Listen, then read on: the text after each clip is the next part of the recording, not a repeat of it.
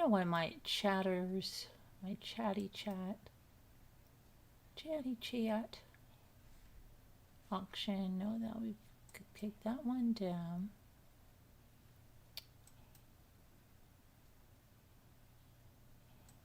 Take that one down.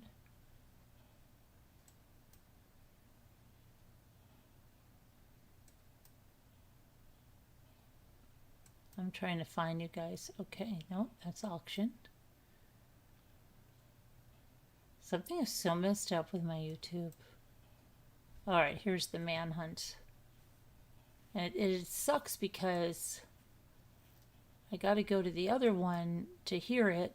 I mean, to see the chat, because the chat doesn't play when I'm looking at it in the studio end of it. Does your denture move when you eat tough food? No. This shouldn't happen. Try Denture Fit because it fills voids caused. Okay, here we go. No. If you're a homeowner in New York and you're still paying for electric. This is not looking at it in the studio end of it.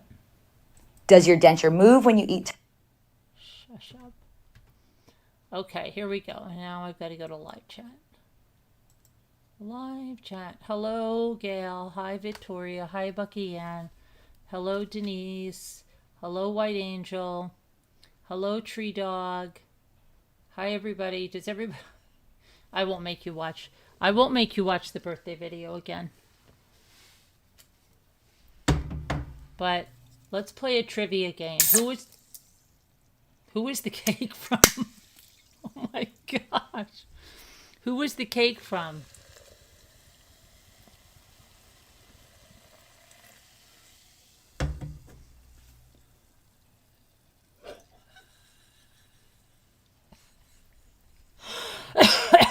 Oh my gosh. Who is the cake from?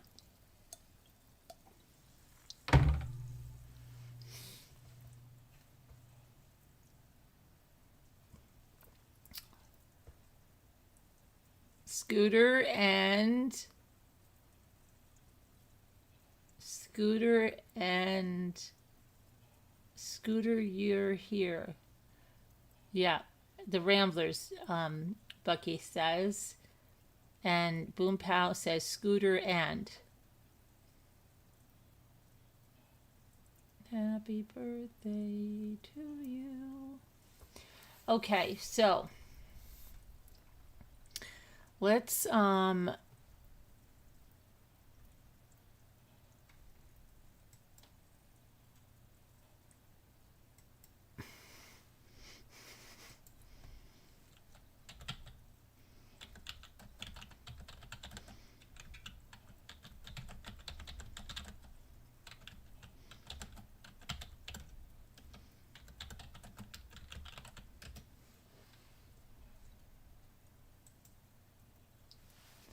what Tree Dog? Tree Dog says, what Tree Dog say?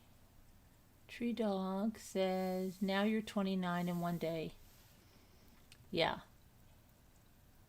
Okay. Now, let me go on to...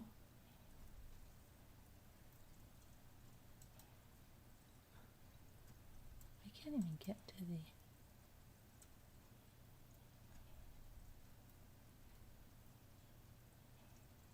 No, we do not. We don't want to see it, Boom Pow, she said. No. Okay. Let's go to...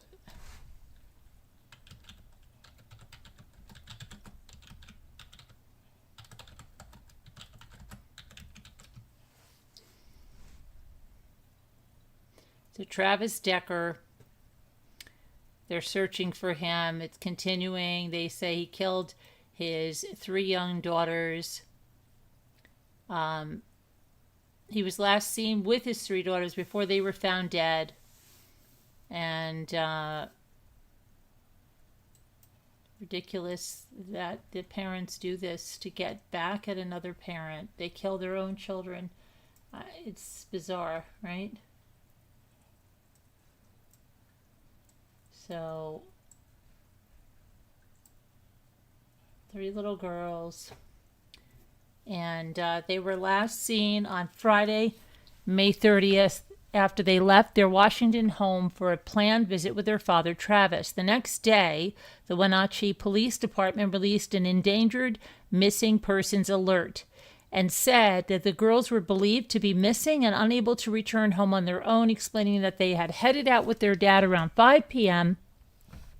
the previous day and had not been seen or heard from since. The statement also noted that the investigation had not met Amber Alert criteria at the time. The visitation was a part of their parenting, their custody. He had gone outside the parameters of it, which is not normal and was a cause for alarm. Their mother reported the girls missing on May 30th around 9:45 p.m. Travis was supposed to drop them off at about 8 p.m. that night, but that didn't happen. It was late enough that she felt the need to call the police because it was out of the ordinary. Captain Brian Chance of the Wenatchee Police Department confirmed that, according to the affidavit, the ex-wife told the police she was concerned because Travis was currently experiencing some mental health issues. Mental health issues. Per the Wenatchee Police Department statement, Travis is homeless and living in his vehicle and at various hotels and motels or campgrounds in the area. The girls were found dead on June 2nd. On Monday, June 2nd, Washington State Patrol announced that they had canceled their endangered missing persons alert. In a press release, the Wenatchee Police Department shared that authorities located their father's car near the Rock Island campground in Chelan County, Washington, and found Peyton, Evelyn, and Olivia dead at 3:45 p.m. on June 2nd. However, Travis was not located at the scene. His vehicle was found with 2 bloody handprints nearby where the girls' deceased bodies were located. It was also reported that various personal items were found inside, including blankets, food, car seats, and a wallet on his center console. The cause of death for the 3 sisters is likely to be asphyxiation. So I think why the bloody handprint? It sounds like he did something to himself and then went off a cliff, doesn't it? As of June 4th, Travis has yet to be located. It's unknown whether he's currently armed, but he may pose a significant risk if approached.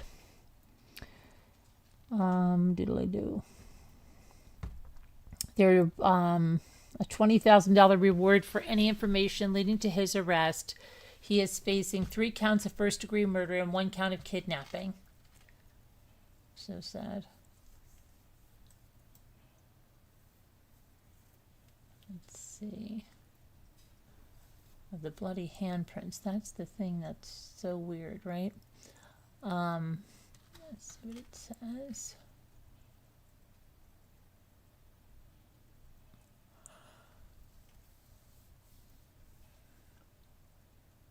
Okay, authorities discovered Decker's pickup truck near the Rock Island campground in Leavenworth, Washington, where the 3 sisters' bodies were discovered.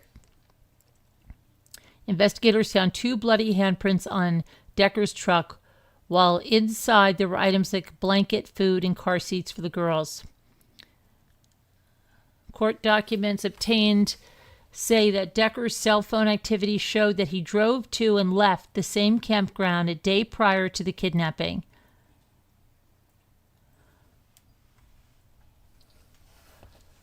Let's see. The girl's mother, Whitney Decker, has a GoFundMe page, and she describes the girl's death as heartbreaking.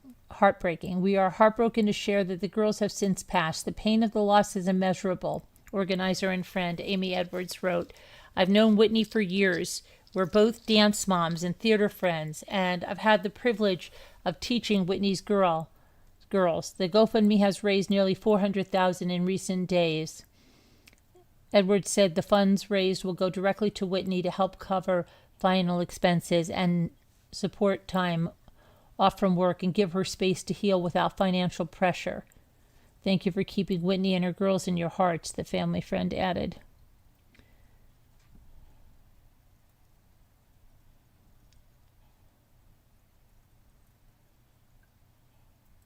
And I don't understand how a parent can do this to their children. Yeah, how can? It's ridiculous.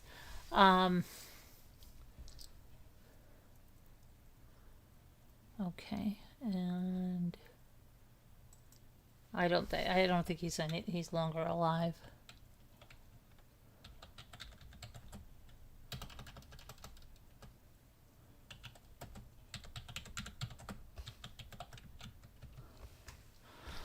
Okay.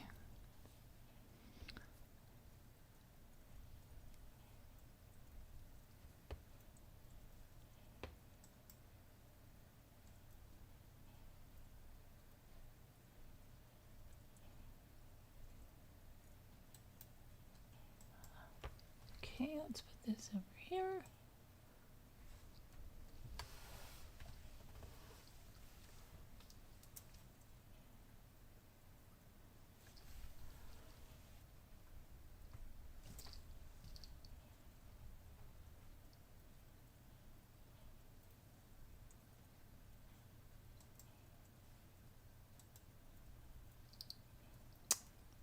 Sorry, that just moved. Hold on, let me move this back. What is up with this? This is crazy. What is going on? Okay.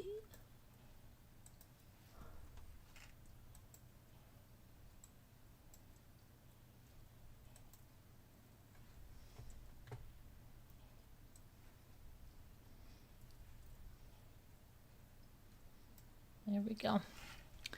Okay. So, Brianna Bongolan testified at the trial today, Wednesday. She's a friend of Sean Combs' ex-girlfriend, Cassie Ventura. She was granted immunity to testify after invoking her Fifth Amendment right against self-incrimination. She told the court that during an altercation with Sean Combs in 2016, he yelled her over a 17th-story balcony at Cassie Ventura's apartment before slamming her into the balcony's furniture. She said that Sean came up behind her, picked her up, and held her by her armpits over the balcony, while repeatedly yelling, "Do you know what the F you did?" She told him she had no idea what he was talking about. She said her feet dangled above the balcony railing for 10 to 15 seconds before he threw her onto the balcony furniture. She said the assault left her with bruises and neck pain and caused her to have night terrors. Photos of her injuries were shown in court. She said she did not report the incident to police because she was so scared of Sean Combs. During cross-examination, the defense attempted to discredit her memory of the incident while getting her to acknowledge that she did not remember some of the details surrounding the alleged attack. She included the allegation in a $10 million civil lawsuit she filed against Sean Combs in November. Cassie mentioned the balcony incident in her 2023 lawsuit against Sean without naming Bongolan as the victim. Bongolan said Wednesday that Cassie asked her if she could identify her in the suit, but she refused. She also testified about the violence she witnessed in Cassie and Sean P.Diddy's relationship. Bongolan said that she saw Cassie with a black eye multiple times, and she saw that Sean threw a knife at Cassie's apartment in Los Angeles. Cassie picked up the knife and hurled it back at Sean Combs, Bongolan said.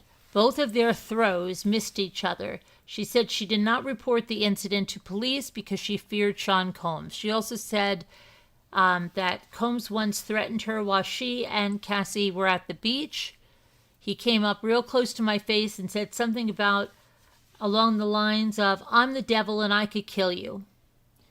According to Bongolan, Combs had likely taken cocaine before issuing that threat.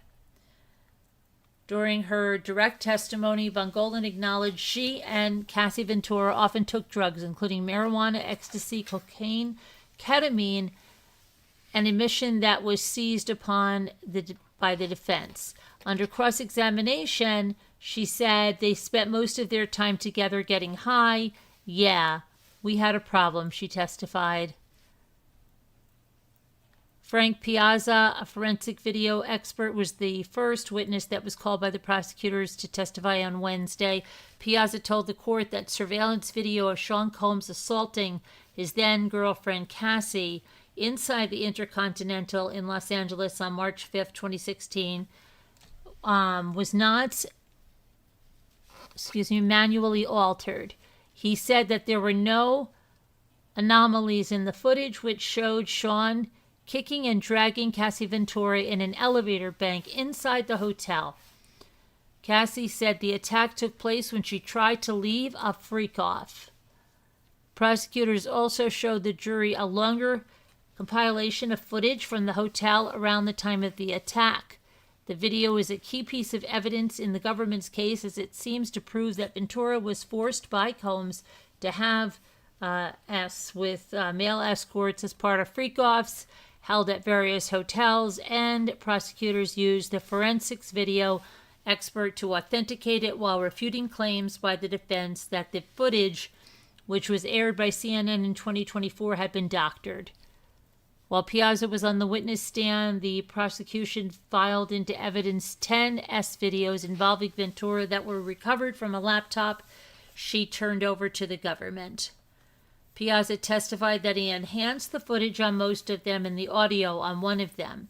The videos dated between 2012 and 2014 came from a user profile labeled Frank Black, which is one of the alias Combs used when traveling. They were under seal, meaning only the jury will be able to see them. Cassie Ventura and other witnesses testified that Sean Combs threatened to release videos of Cassie participating in freak-offs to get her to do what he wanted her to do. Another one of Combs' accusers has agreed to testify under a pseudonym, Jane. She's expected to testify Thursday. Jane, who's identified as victim number 2 in the indictment, alleges she was forced to participate in freak-offs.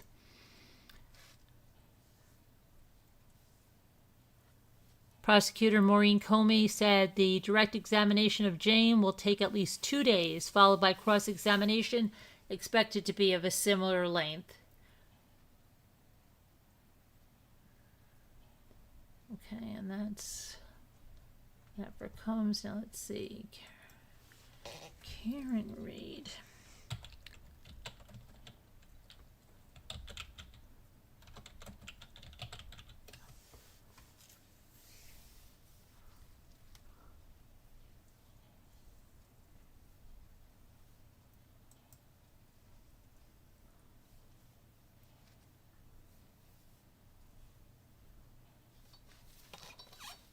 Hold on, I'm trying to get you a new graphic up here for...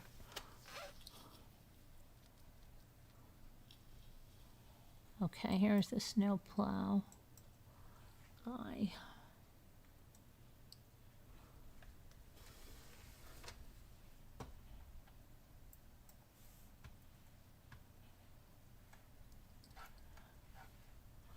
Oh, hold on. I gotta make it bigger.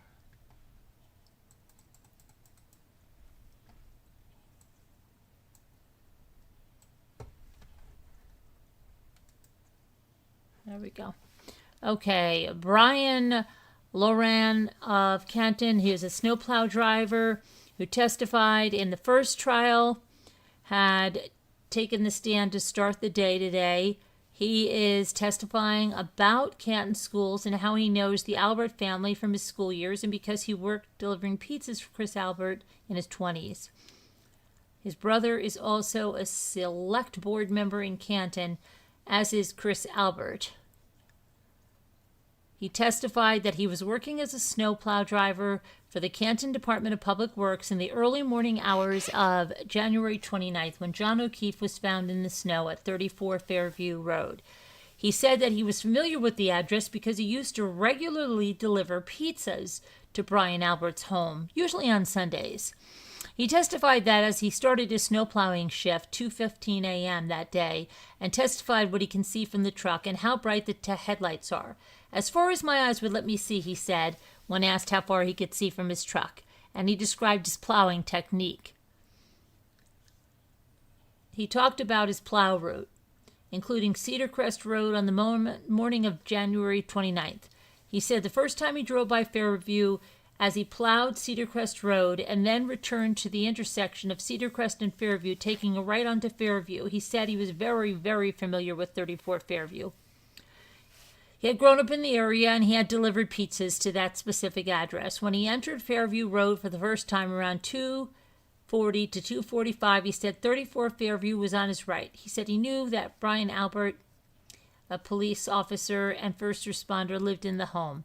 He said he could see the front lawn all the way to the front door and did not notice any obstructions. While plowing, he said he is constantly scanning the road.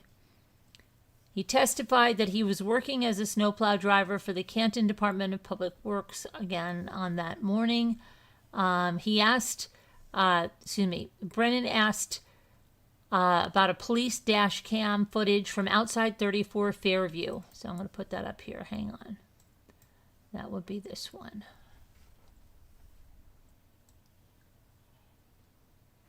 And now this one I'm going to have to make smaller because it's way too big. It's way too big. There we go. Okay. So he asked him about that, and this is a video that jurors have seen earlier in the trial, and he asked the driver if he can spot his vehicle in the video. He has further questions about the route, placement of the vehicles, and observations. Brennan also asked the driver about Brian Albert and his description of him as a first responder. After some additional questions, Brennan wraps up. Yannetti returns for redirect, and then it's Brennan again asking the driver about media reports concerning his testimony in the original trial. Then they show him photographs which posted publicly before his testimony in the original trial. This was, according to Brennan, an attempt to draw a connection between the driver and the Alberts. The driver has confirmed he knew Brian Albert as a first responder. You knew that person or persons were putting out private photos of you online. I did notice, he said, and he said that he has not given permission for his photos to be released. Was it embarrassing what they were doing to you? Brennan asked him. And then the next witness, Karina Kolokithas, got on the stand. She's a Canton resident who has two daughters, and she met Jennifer and Matthew McCabe and John O'Keefe through children's sports. Let me get her up here.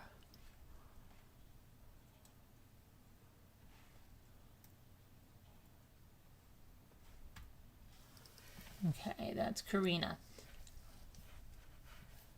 Karina's testifying about her interactions with Karen Reed and John O'Keefe at the Waterfall Bar and Grill on the night O'Keefe died. She said that O'Keefe and Karen Reed seemed very affectionate that night, and at one point, O'Keefe even kissed Karen Reed on the forehead, which Karina thought was the sweetest thing she's ever seen. Defense attorney Dave Yannetti also walked Karina through the video from the bar that night, showing O'Keefe kissing Reed and Brian Higgins nearby. Karina said she left the bar around midnight with Reed and Jennifer McCabe, while her husband and Matt McCabe stayed behind to help the band clean up.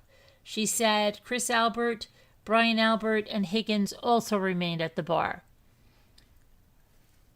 Around 12:35, with Karina finished with her testimony, the judge asked to see the lawyers. She excused the jury and said they would be brought back in 10 minutes.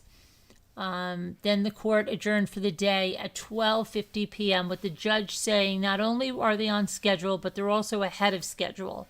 With Thursday expected to be extremely hot and court officials concerned about being able to hear if fans and air conditioning are running, and because the trial is ahead of schedule, Cannoni said everyone agreed the jury will get the day off. The trial will resume on Friday, which is expected to be a full day of testimony.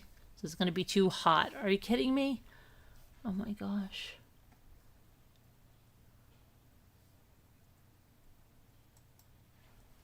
Okay.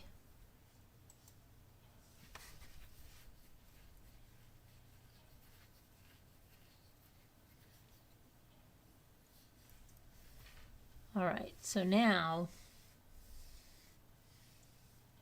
I might try to be funny, make people laugh, but this is sad. Oh, yeah. I know, Tree Dog. I know, Tree Dog. Do you want to watch something funny? Do you want to watch something funny, Tree Dog? Do you want to watch about the cake?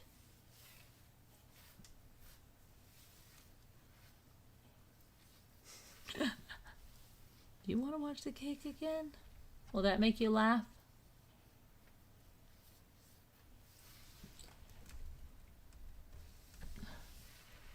But I don't know. I don't know. I think we should do the daily. Because it's been a long day and I want to go to sleep.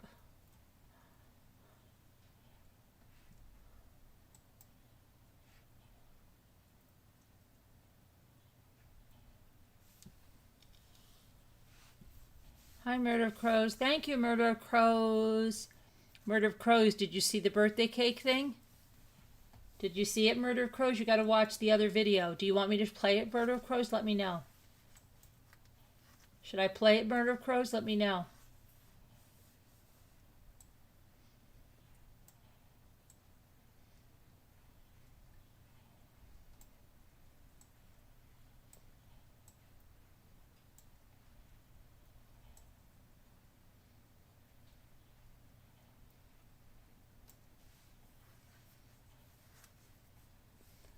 Let me know.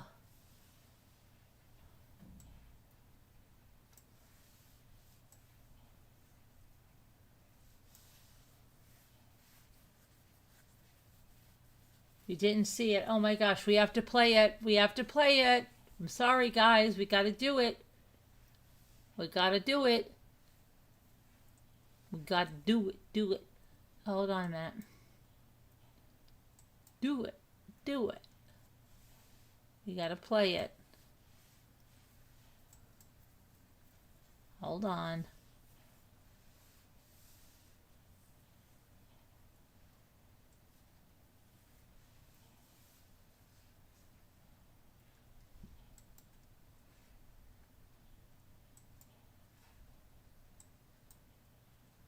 Okay, hold on.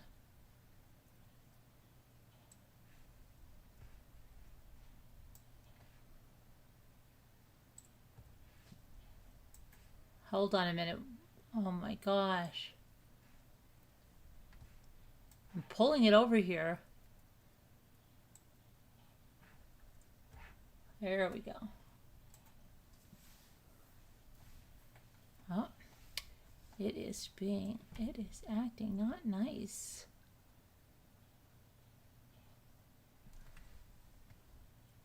Okay, ready? Let me pull it back a little bit. Take my mom first. Okay, you gotta close your eyes. Take your hands up. Happy birthday to you. Happy birthday to you.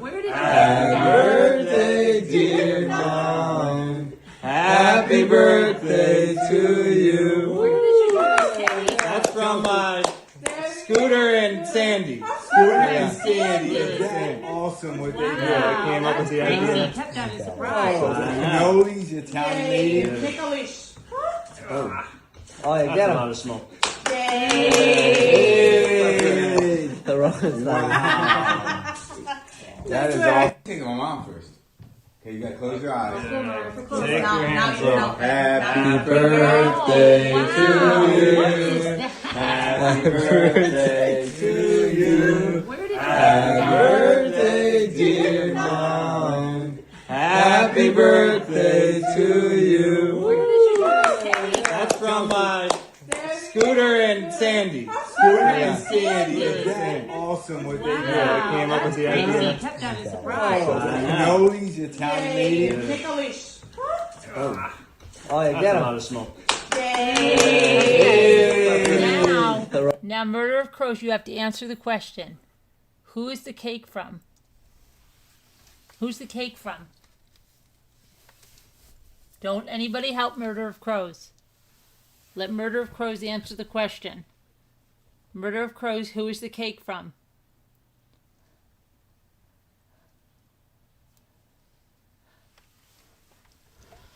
Do do do do do do do do do do. Thank you, Murder of Crows.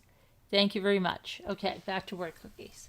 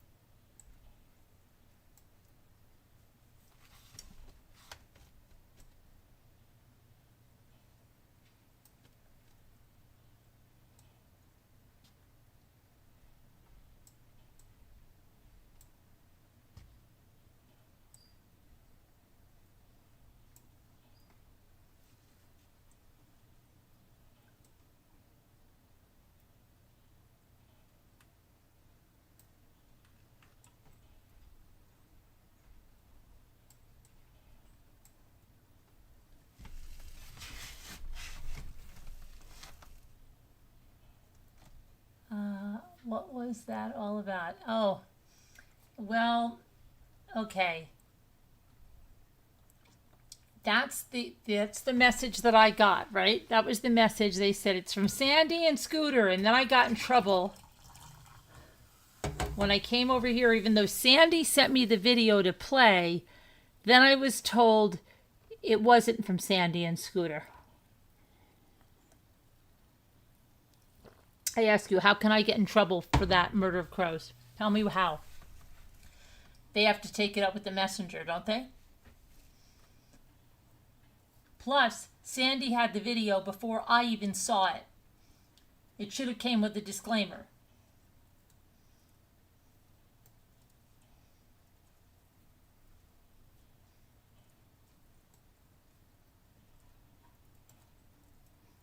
Right?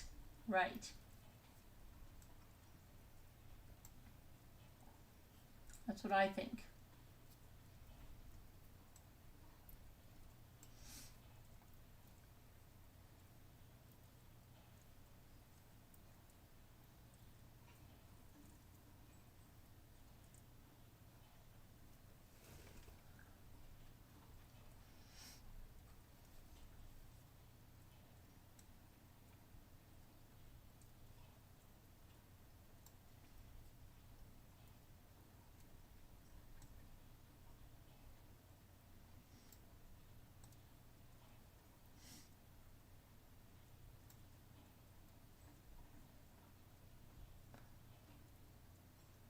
Your mic keeps cutting out. Is my mic cutting out for anybody else? Hello, is my mic cutting out? Hello, hello, hello. Is my mic cutting out?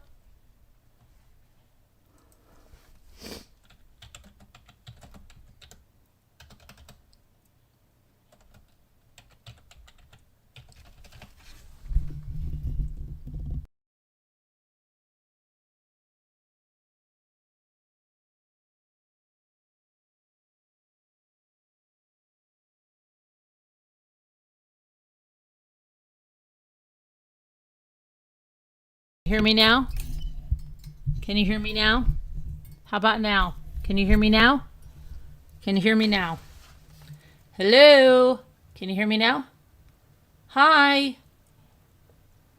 If you can hear me, type in the number 859. 859. 859. 859.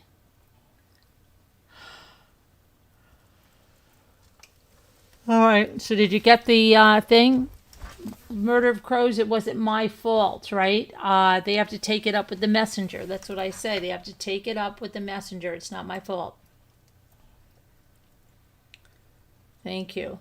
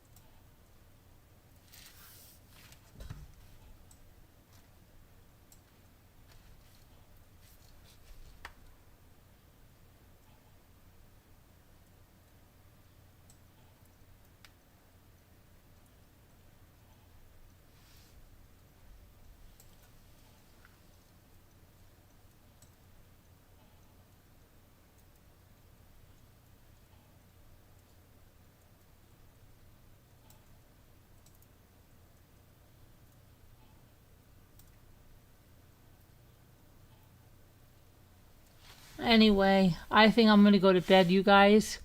I appreciate everybody. Thank you for coming in. God bless and prayers, and I'll see you tomorrow. Everybody be good. Be good, be kind, be nice. And remember who the cake came from. And take it up with the messengers.